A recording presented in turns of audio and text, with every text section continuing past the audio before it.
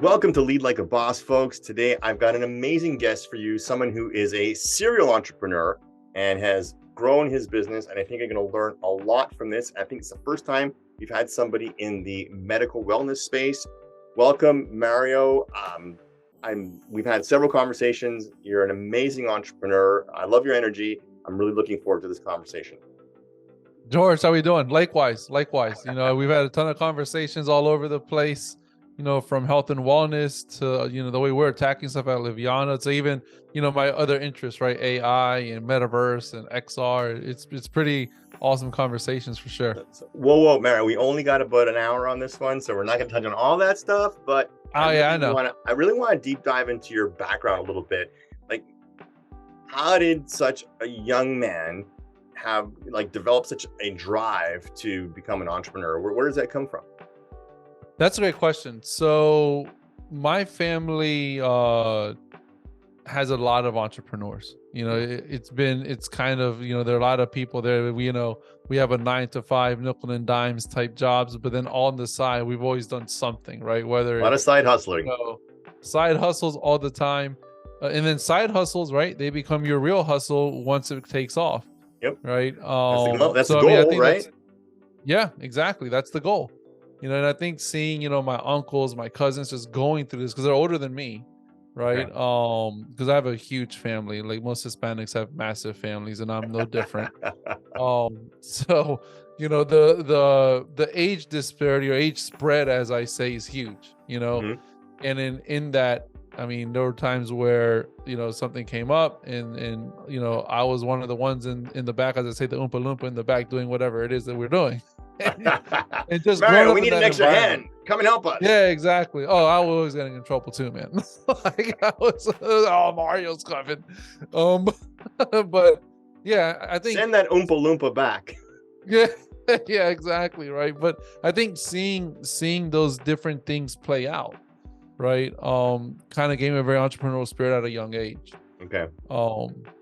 And I think that definitely has shaped me, right? It's definitely shaped me in different ways. From understanding it's not about the now, it's about where you want to be. Right. A lot of times we get stuck about where the now is, right? Because rejection sucks, man. Like anytime you get rejected, it sucks. And anyone's been an entrepreneur, and like you said, I've been a serial one. I mean, I had like a networking company in the computer days a while back, and no's suck, and it's one of those things that I wouldn't say harden yourself to the no. I would say open yourself to the no. And what I mean by that is understand the no you're getting. Okay, hold on. Okay. There's you dropped two gems there. Okay. So, there's the not the now, not focusing on the now, but focusing on what you're doing this for, right? That's a big one. And then opening up to the no, right? Yeah. Like it's not about closing yourself off or hardening yourself to rejection, because that's not good, but understanding that no is part of the game. Yes. Right? And being good with it. Yeah. Because that's important. Oh no, that's extremely important. I mean, for example, my current venture, Liviana, right, stands for Live Because You're Not Alone. Mm-hmm. And we're a health community wellness platform that kind of attacking health in a different manner. But in that platform, right, there are definitely knows that we get, because I mean, for example, I'll be talking to someone and they're like, well, how are you not this or how are you not that, or you're not ready yet, right? But it's the no's that are telling me that, right? Luckily with us, it's a very human problem. So a lot of people are like, oh, wow, like, I really understand what you're doing. I really understand where you're going, right? Because our whole goal here is to understand that when you leave a system, whether it's a hospital system, a doctor's office, after diagnosis, right, or after non-diagnosis, because you might not have a diagnosis when you walk out. There's a community out there that's you'll probably have another test when you walk out. Yeah, exactly, right. There's 1,000 tests you might not know, and the whole point there is there's a community out there that's living your journey. Right? Okay. I want to dive into the product in a second, but I want you to try to give us an example of how a no turned into a lesson learned, because I think that's really important. So that's where I was going with this. Okay, cool. So I was exactly going with this, right? Go for it. So because we're a community platform in health, one of the hardest no's that I always get is, how are you not a medical advice platform? Oh, okay. Now I get it. Okay, now Now you understand where I was going with that story, right? yeah, We help yeah, all yeah, these yeah. people join, they start learning about from other people living their condition, Yeah. right? And I remember I was telling an organization, I won't say who, obviously, but I was telling them that this problem, whether you're, and I'll give you an example with me. I used to be obese. I used to Okay. have, pre-diabetes, hypertension, all that stuff, right? Okay. And if I was a physician, I'm not, but if I was a physician, I'm not talking to you as a physician. I'm talking to you as a human being that Mm-hmm. went through these things. So when I get that no, right, that, oh, no, no, no, no, no, no, we can't really leverage you because you're a medical advice platform. You have to understand that no, right? And then you have to interpret that no within what you're doing and say, whoa, whoa, whoa, not so fast, right? This is, in our case, whether you're a physician or not, whether you're a nurse or not, if you have diabetes, my brother's an ER nurse, he has diabetes. And when he talks about diabetes, it is not from a nursing perspective. It's from a kid that's had it for 16 years, 17 years. How many years? I mean, he's had it since he was like 16 years old.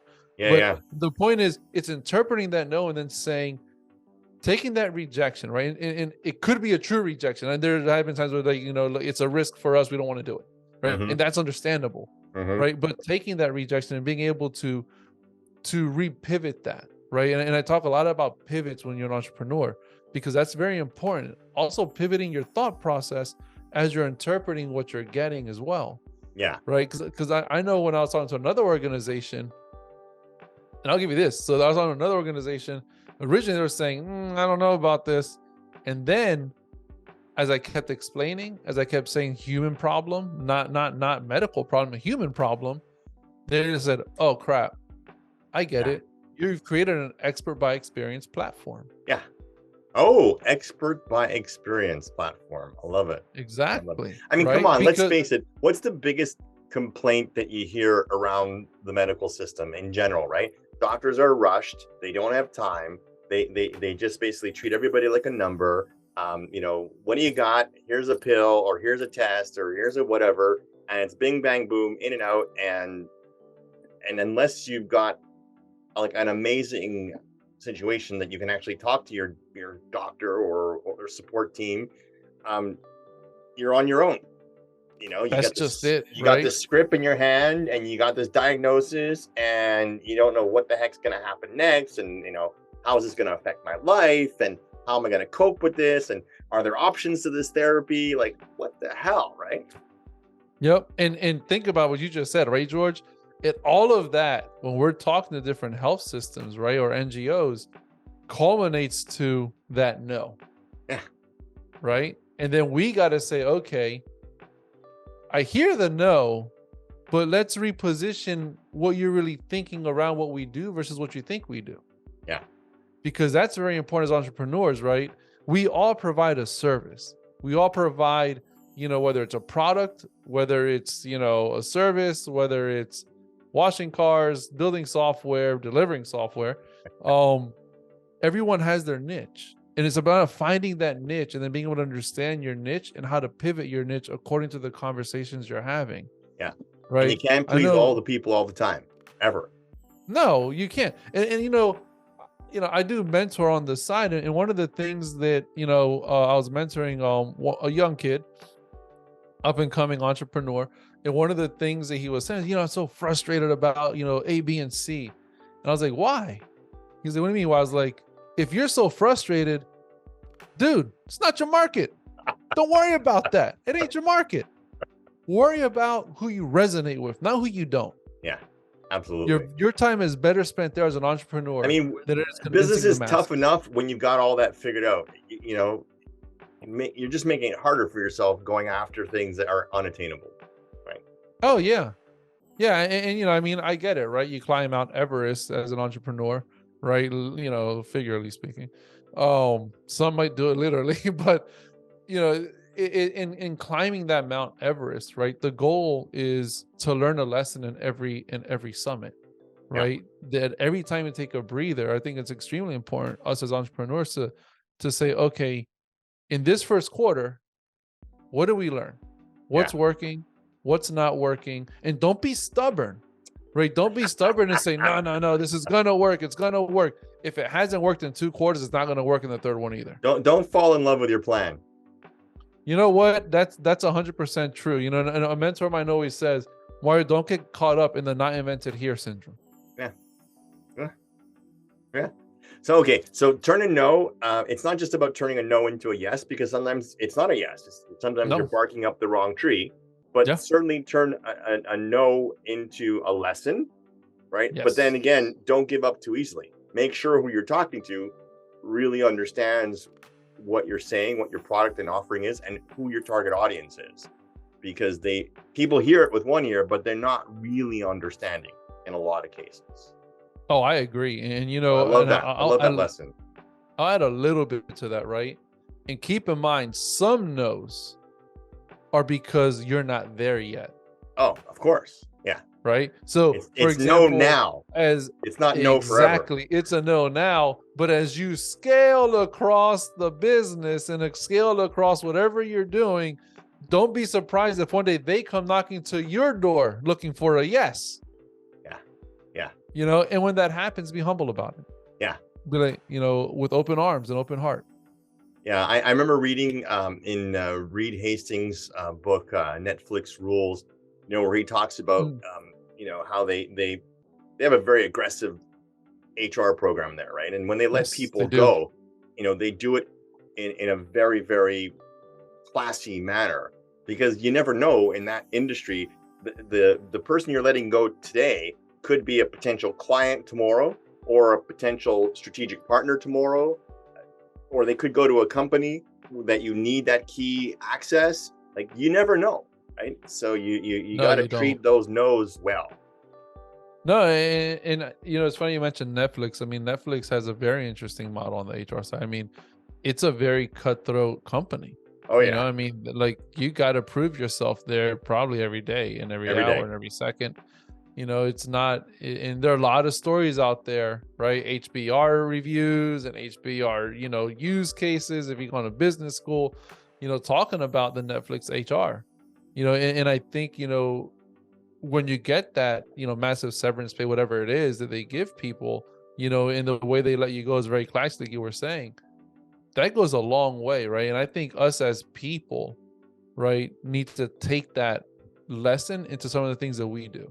Yeah, 100%. You know, because I think when it comes to, and I'm very like human focused, right? So when it comes to that aspect of it, right, understanding that, yeah, from a business perspective, yeah, they might go somewhere that you need them, right? Like, for example, one of the things that we can think about, let's talk about, you know, 3 years ago with COVID, movies just stopped, right? Theaters just stopped. What happened? Right? HBO Max started getting movies on demand, movies in theater, right? Amazon Cinema started coming out, and those things didn't go away, right? But in doing that, they kept relations with the people of maybe who left, maybe who didn't leave, but they kept that there was a human aspect to it, I'm sure, in doing some of that. Because if you piss someone off, they're just gonna say no. and it's gonna be that no that never gonna come back. And who wants to litter the marketplace with people who think, you know, that you're an a-hole, right? That's like, it's never good. It's never gonna reflect on you. Okay, so let's dive into a little bit more about Liviana. Talk to us about. We've got a little bit of a preview, but I really want to know what Liviana is about, who it serves, and what's the future. What's your goal? Like, what are you hoping to achieve, like, long term? Oh man. Let's go into the beginning. So, like, long term, you guys will hear a little snippet of the roadmap. But, you know, what Liviana really is, you know, and I tell people a lot that our name stands for it. Our logo has it. It stands for Live Because You're Not Alone. There's a big heart in the middle of that logo. And what's our goal? Our goal is to bring back hope and love into the caregiver and patient journeys. Right? Because a lot of times when you're a caregiver, you get frustrated at the patient. And when you're a patient, you get frustrated at the caregiver. And unfortunately, when you're out of the hospital system, those two people tend to be friends, family, whatever it is. Right? So you know the love exists, even though the frustration is there. Yeah. right? And a lot of times they're frustrated. Why? Because they're feeling alone, Mm-hmm. right? I'll give you an example with myself, right? You're going to talk a little bit about my brother with type 1, but I'll talk about myself real quick. Okay. 10 years ago, the young man you see here was 360 pounds. Oh. Oh, yeah. Yeah. 10 years ago, I was pre-diabetic. No idea how I didn't have diabetes. Okay. 10 years ago, I was close to organ failure. Oh my. 10 years ago, I had hypertension, Oh. right? So I had all these issues 10 years ago. And then my wife, who's a physician, made me go she tricked me into the office. She And it gave me slapped you all these, upside the head and said, yeah, no, we're going to fix exactly. this. Oh, yeah. Exactly, right? That's exactly it, man. You got to fix this. What the hell are you doing? So I walk into an office and they say, hey, you're morbidly obese. And the first time I heard that, right? And you got to lose all this weight and let's do surgery. I'm like, oh, I was like, no. I'm not doing surgery. That's for Like damn sure. bariatric and all that stuff? Yeah. And I said no. I was like, give me the rules of the game. Like I can be disciplined enough to just give me the rules of the game. So I got the rules of the game, gave me a sheet of printer paper. He said, it's not on here. You can't eat it. And then pretty much gave me the portion control type sizes, right? As you live. Okay, I'm gonna time out. I'm not gonna call bullshit, but I'm just gonna say that sheet was nothing you didn't know already, wasn't it? I mean, you knew already. No, that like that sheet, dude. That sheet was literally like, no Coke, no this, no that, right? I mean, it was like you can eat rice, you can eat beans, you can eat meat. Well, what it really did, and this is why I didn't do the surgery when I talk to people about this, the weight loss journey for me at least is don't do the surgery. You have to retrain your body. Okay. So that was the thing that forced you to change your behavior. Exactly. It was a behavioral change more than a diet change. Of course. Right. Now I walked out, right? And very simple. I had no community to go to. I knew no one that had gone through this journey. Yeah. That doesn't mean that the person didn't exist. You probably had neighbors in your building and neighbors in your next door neighbors probably had gone through, but how would you know, right? Exactly. Right. And I mean, like, bless my wife was around to kind of say, hey, you can do this. And she even ate the same things I ate. I mean, she was incredible. But a lot of people don't have that. A lot of people, it's that lonely type of a journey. And it did get lonely for me. Right. Yeah. And I'm sure it's like any other kind of quasi-addictive behavioral pattern, right? Like if the family eats poorly, then anyone who tries to go outside of that is kind of like snubbing their nose at the rest of the family. So there's this pressure to come back to the norm of the family, right? So yeah, definitely. I mean, it becomes very difficult to break these habits. I'll give you a good example, right, George? And Aaron talked a little bit about my family, how big we are, and we're a bunch of like knuckleheads in general. But just to give you an idea of our humor is very interesting, right? Here's 360-pound Mario, and what do they nickname me? Tiny. They nickname me Tiny. Oh, nice.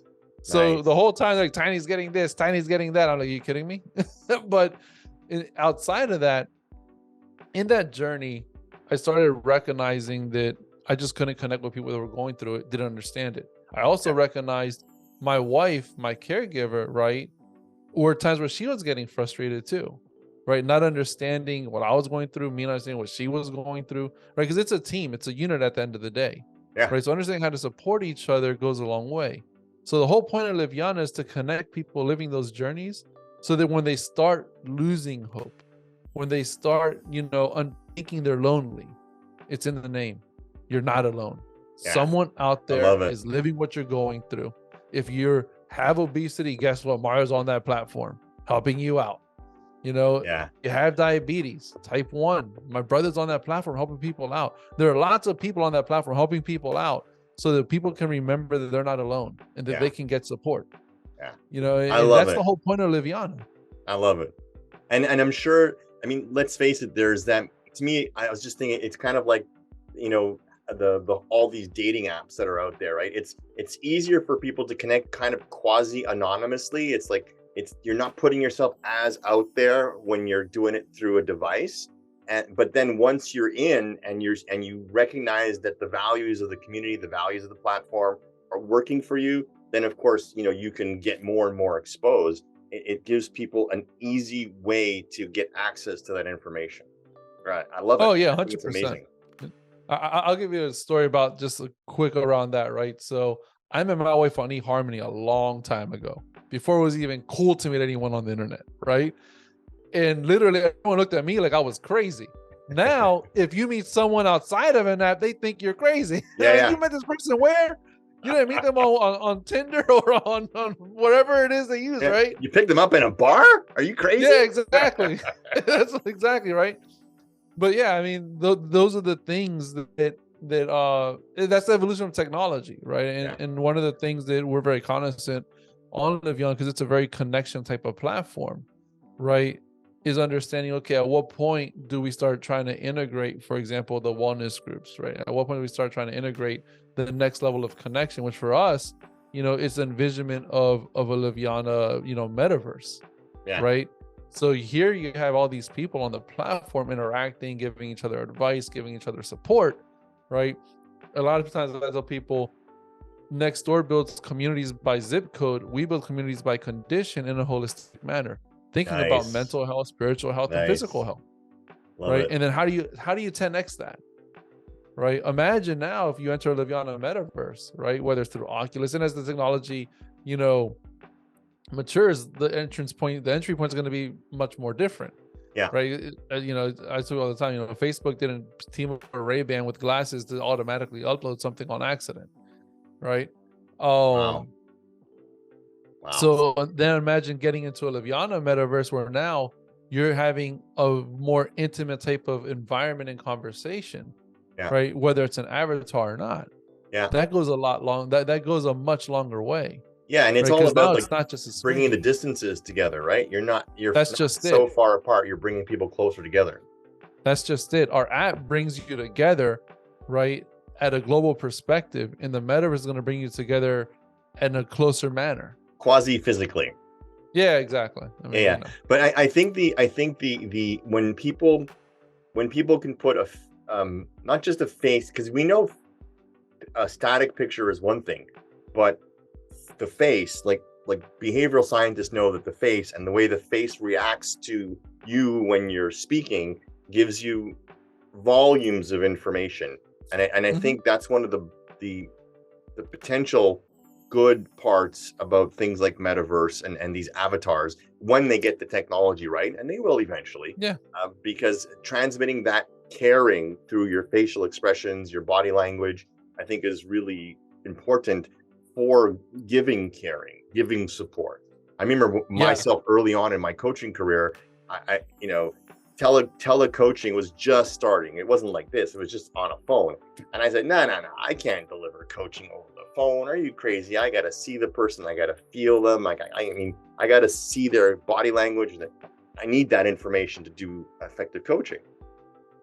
But then as I did it, and I trained my ear to listen to those emotional cues, I was able to manage. I was able to listen between the words, at the tone, and all the rest of it. But I understand the idea of being able to have an avatar give you that emotional feedback through other than just the words. Yeah. No, exactly. Right. And I mean, that's like, 5 years from now. Right now, the whole goal is very simple: scale. Yeah. Right now is scale our platform. Get as many people helping each other as possible. Exactly. Right. Yeah. Getting people all over the world to not feel lonely as they go through their health conditions, as they go through their journeys, whether it's a patient, whether it's a caregiver, even the wellness communities on there. We have different types of partnerships that we already captured, NGOs in Africa, retreat, wellness retreat individuals, physical individuals, or physical fitness individuals. So, I mean, we're growing, and the more we grow, like I tell you all the time, the more we grow, the stronger our platform becomes. The more we grow, the better our platform becomes. And the more we grow, the more people feel not alone. It's funny. I talk a lot about social corporate responsibility and like, what mission is your business tied to? Your business is a mission. I love it. I mean, it's so perfect. I mean, the better you do, the better we all will do. Yeah. No, I mean, that's just it. I mean, it's a very, kind of before we started, and you want to tell other people, it's a very human problem. Yeah. Like this isn't like, demographic. This isn't specific to anyone. It's specific to everyone. Yeah. Because at some point, right, health is your wealth. Yeah. That's a reality. Health is your wealth. It always is, And man. it's Come on. When you're yeah, young and healthy, you're leveraging that to build whatever you're building, right? And yep. as you get older, I mean, it's going to impact you in different ways. 100%. Oh yeah, absolutely. Okay, so And I hold on. tell So people, we gotta dial back here a second. yeah, go Now, for it. I'm an entrepreneur. I've got an app idea. I've got an idea. I got nothing but an idea. The idea might be on a napkin. The idea might be a school project that I've worked on. How do you break into like going from an idea like that to having something that people can download on their phones? Like what would be like the first steps that somebody who's thinking about doing that should be thinking about? Oh man. I would Because you've done the say, journey. I mean, you went from an yeah, I've done it. idea, to an app that people can download on their phones. Yeah, I've done it, yeah, a few times. And the one thing that I would say is, um, be brave. Oh And yeah. I know that's not what you want to hear, No, it's right? okay. I like But it. I but take it. be brave. And why I say that is because you're gonna need to find the right team. You're gonna need to find the right people, right? For example, building an app, a lot of people do it, but building an app that's successful is a different story, It's like writing a right? book that's successful. Yeah, There's a lot of yeah, people who write books, but how many are successful? yeah, exactly, right? So, I mean, I think one of the things that I would say when you start is understand what you're really trying to accomplish with your app, Mm, right? Take that napkin idea and start visualizing it. Visualize what you're about to create, not necessarily from a UI UX perspective. Visualize it from an impact perspective. yeah. Visualize it from what problem are you solving perspective. And then visualize it from a workflow perspective. Oh, what How word? do I not just workflow, Oh, okay. Yeah. Got it. Got it. right? Visualize it from like a workflow perspective, because you don't want to, I'll give you a real good story in 2 seconds, but you don't want to build an app that's so incredible that it's not incredible. And this is what I'm saying with that. At one point, we built an app, right, like during COVID, that was so good in the back end. And when we opened it up in the front end, we were like, oh shit. There's no reason to use this. And So what that's was what it? I mean Solving by a that. problem that nobody had, but it was really good at doing it? Yeah, it was solving a problem that a lot of health ministries could use and things of that sort. But it was a platform that was very dependent on users using it because of the data that it was going to be feeding, right? When we looked at the front end after we were done building it, it was terrible. There was no I didn't want to use the app, even knowing how good the back end was. I was like, what do I use this for? Right, for an alert for 6 feet? I mean, come on. Please tell me It you were was, able to use some of that on Liviana. Hopefully. you know what? I wish we were, man. Oh no. I wish we did. But it was a very different type of app. It was, it had a lot of cool stuff in the back end, like location tracking and an algorithm that kind of mapped how things out, right? Being able to give people the ability to position health services throughout a country during endemics versus pandemics, Hmm. because endemics are very real. Yeah. In all kinds of, even the US, right? But in order to be able to do all of that, you got to give people a reason to use it, and we forgot to give people a reason to use it. Yeah. Right. So when you look at And that napkin let's idea, not count on governments forcing people to use it because we don't want to go there. yeah, I We mean don't that's want to another go thing, there. right? Siri talks to me all the time. And I go, I didn't even say Siri. Yeah. Yeah. Yeah. We don't want to go there. Okay. So I love that advice because that's the advice you'd give to anybody trying to do any type of endeavor, right? You gotta, what did Stephen Covey say, right? You gotta start with the end in mind, right? You gotta Yeah. understand what the end goal is. And that's going to give you the courage and the vision that you will need to attract partners that will help you to achieve the goal, right? Because you're not going to be able to do it alone. No, you won't. And I think one thing that I'll say is you build anything, right? Whether it's an app, whether it's a brick and mortar business, whether it's an e-commerce business, is understand where you're not good at and don't try to do that. Just find someone that can do it. Yep. And also understand what's worth doing versus not doing. Because you Yeah. may be, I'll give you a real good example, George. I'm a pretty good marketer. And I've been told that by a lot of different people when I give advice on it. But I don't have the time to be a really good marketer for Liviana. So what did I do? I just found a good marketing company that I agreed with in their tactics. Yeah. Right? I'm not trying to be the marketer. Even Yeah, though I'm good you at need to be conversant in all of the aspects of your business. But if you try to cover all the bases yourself, it's not possible. It's not possible to be an expert in everything. You can't. No, Yeah. you can't. Not at all. And I And think I a think lot of that's where, entrepreneurs have this mindset where, well, I'm just starting out and I got to cover, costs are tight. So, I'll wear all these hats for now and then when the money comes in, when that ever happens, and then I'll hire somebody, right? And that's the death knell for so many companies, right? Because you never get out of that cycle.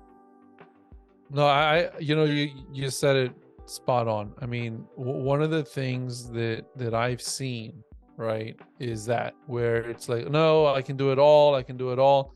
But just like we invest in ourselves as entrepreneurs, going to different conferences, going to different leadership academies, going to different, just sucking in different kinds of knowledge from all sides, industry that you're in, on top of the professional growth that you're trying to do. The one thing to keep in mind when you're doing all of that is exactly that you're spending all this money on you. Do the same for your business. Spend the same kind of money on your business. Yeah. You're growing. It's going to grow. Yeah. And I think the other thing that I try to help entrepreneurs understand is there's an energy that comes with bringing 2 people together and then 3 people together and then 4 people together. You don't go out and hire 50 people, but having 1 or 2 people that are dependent on the success of the endeavor creates a positive momentum energy that attracts more opportunity. But if you just stay in that little bubble by yourself, that flow almost never happens. Oh, yeah, 100%. And I think, the other thing that I would do is test your idea. As you start doing things, test your idea against people. Just say, hey, and don't test your idea, well, you can if you want, but always against your loved ones. Test it against total strangers. Well, and Dan Sullivan from Strategic Coach fame, he always says, test your idea with a check writer. Test your idea with someone who would be buying that product. And then find out from them, would you buy this product and why wouldn't you buy this product and how much would you pay for this product? I mean, that is the best advice you can get, someone who would actually be buying it. Oh, you know what, you mentioned an incredible thing just now that I think a lot of us, no matter what our endeavor is, we get wrong the first time. Yeah, for sure. Which is pricing. Yeah. Right? And I remember when we were doing the pricing model and the revenue models for Liviana, right? We were like, what is this worth? And I said, you know what? Let other people tell us that. Because I'm going to tell you X and someone's going to tell you X. So we literally did a bunch of just survey monkeys, just shot them out to whoever, what would you kind of pay for this service? And, eventually we kind of normalized it and we got to where we are. But I think it saved us a lot of time because we didn't have to go with the assumption of X is going to happen. We just went or copy someone else's model. Oh yeah. I mean, that, which happens all the time. Oh, and in that, what we knew going in was we knew the minimum that we could do, but we had no idea what was past the minimum. Minimum literally just break even, being able to just run, keep the lights on type stuff, right? Yeah. Now with that survey monkey and all that stuff that we did, we understood all spectrums. the median, the maximum, also the types of markets that we could enter and what those types of markets we're wanting to pay or not pay, right? Yeah. And when I say markets, I mean age groups. And I think Right. the other thing that a lot of these tech companies, maybe not so much now because the bubble has kind of burst, but I mean, in the beginning, there were so many of these firms saying, oh, we're going to give it for free because we want to just get all this data and we want to then use that data to monetize, or we're going to attract advertisers and blah, blah, blah. And that was just vaporware. That was like a lot of like hot air that went nowhere. I mean, so much. You're hitting another point, George, that I talk about a lot with Liviana. So one of the things that we get, whether it's a no or a yes, it doesn't matter, is, Mario, why are you charging? Oh, why are you charging? I always get that question. Doesn't matter if it's from organizations, doesn't matter if it's from, just, people walking on the street. Why are you charging? And I tell them, what's your currency? What's your currency? If you use Facebook, if you use Nextdoor, you use LinkedIn, what's your currency? Yeah. Your data's your currency. Or your time. What's your currency on Liviana? Or your time. Right? Or data, time, whatever, right? Yeah. Yeah. On our app, that's not your currency. Your currency is the membership. The community membership's your currency. Why? Because we don't want health data weaponized, right? Yeah. We're not capturing a bunch of PHI, but you are on that platform talking about things that you're going through. And let's be honest. Yeah. Employers can weaponize that. Absolutely. Right? Yeah. The other 100%. thing is, we don't want to be in the business of selling that kind of data. We want to make sure that it stays within our platform and it's safe. Right. So that's the currency that trust, integrity. Wow, I love those things. Yeah, exactly. Yeah, exactly. Right. Things I wish we had on other platforms. Yeah. But yeah, I mean, that's why. Yeah. When you come out with something, and the understanding when you come out with it is, I'm going to exploit your interest in my product for my benefit, but I'm not going to tell you how. Right? That's a dishonest transaction.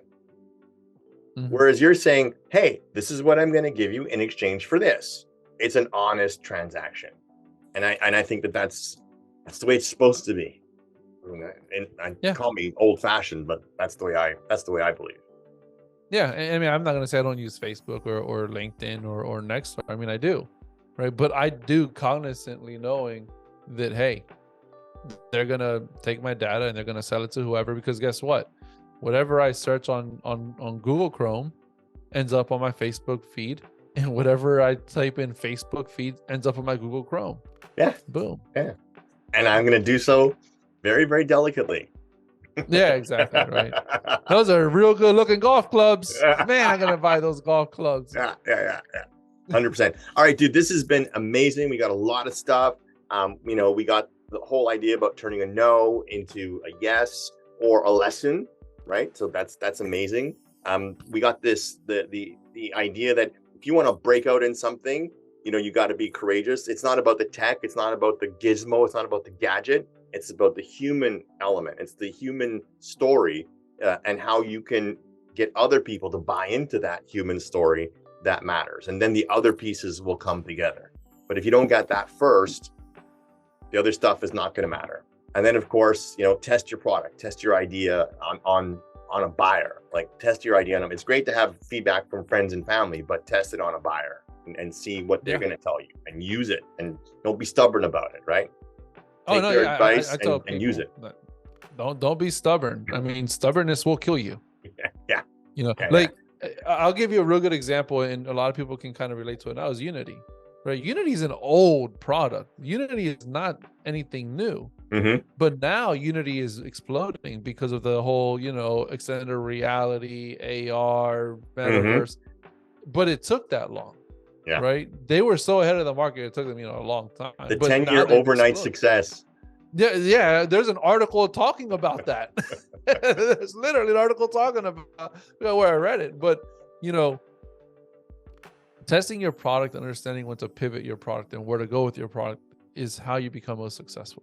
Yeah. Right. And of course, there's that, I can't remember his name now. Hopefully someone in the comments will give me the name somewhere. But that expression, droom, Don't run out of money. Like, watch your pennies. Make sure you're staying within your runway. It's easy to burn runway. Just No, watch your runway. I think I would say in helping that, right? Be intentional on whatever one word you're focusing your business on for the year. Yeah. Right. I know I've been reached out to more than once on, hey, do you want to get in on this and get in on that and get on this? And the first thing I think in my head is very simple. Does this scale Liviana? Because that's our one word this year. Our one word is scale. Yeah. And if that answer is no, I'm not burning my runway money on that. Yeah. No matter how awesome it sounds. Yeah. Yeah. Put it in the parking lot. Maybe it's going to be there next year. Who knows? But yeah, if it's distracting you from the core, we're meant for it. Yeah, 100%. I love it. Okay, brother, this has been amazing. I want to give you an opportunity to plug what's going on. Are there any events happening at Liviana? Are you going to be speaking anywhere? Like, what's hot? What are you working on next that we can point people at? Yeah, so I mean, we definitely have a podcast called Liviana Live Talks. Right. Love it. And we're actually this Saturday, we're going to be talking about the image journey, right? And not just how it impacts you from a physical perspective, but how it impacts you from a mental health perspective. So I'm talking with someone named Justin, who I want to say he was on my 600-pound life, and he lost, I don't know how many pounds, but he's like on 200 now. So lost a ton of weight. Wow. Yeah, I mean, I was like 400 plus pounds, right? I got like 10, 15 that I need to get rid of. And I look at that and I'm like, oh my God. Yeah, I'm telling you. So I mean, the next Liviana Live Talk sessions, we do it about every 2 weeks. It's concentrating all around the image journey. Why? Wow. Yeah, that's a big topic. Everyone's New Year's resolution is very simple. I'm going to join a gym. I'm going to lose all this weight. I'm going to get ready for the summer. And you join the gym, you go for a week, and you're like, oh crap, I don't want to go anymore. Right? And I think there's a lot to that, right? From all kinds of perspectives. I mean, listen, my brother went through cancer again last year before, and just seeing him for the first time with no hair, again, just having to deal with that alone, like by yourself. Is probably horrible. Losing a few pounds, everybody can relate to that. But having no hair because of your condition, right, is a whole other ball game. Especially when talking about kids, teenagers, young people in school. I mean, those are tough subjects, for people to deal with. And you know what, George, you kind of mentioned. So in saying that, right, there is some cancer community within Liviana, but about, I want to say, December or November timeframe, we actually interviewed a daughter-mother team where one was a cancer patient, one was a caregiver to the cancer patient. And everyone right now who's listening is thinking the mother had cancer and the daughter was the one that was taking care of it, and it was the opposite. The daughter had one of the rarest forms of cancer at the age of 15 for a 15-year-old, which was germ cell ovarian cancer. And we go and talk about that journey from both perspectives in that Liviana Live session. Yeah. And you can definitely get a listen to it. You can subscribe. Well, we'll put a link to it in the show notes for sure, including in the podcast. We'll put a link to the podcast because it sounds important. What I mean by that, it's not about informative, and it's not about necessarily, obviously it's not entertaining. But I think it's important that people understand these journeys, whether you're going through it yourself, whether someone in your family is going through it, or your employees are going through it. As an employer, you need to understand that journey. And how awkward is it to walk up to somebody and say, "So how's your cancer going?" I mean, you don't do that. Yeah. You don't do that. But if you can get the honest truth from a platform like this, it gives you an immense advantage when it comes to empathy, when it comes to understanding, when it comes to, not putting your foot in your mouth because you mean well, but you don't know, right? And so you say something that could be damaging, right?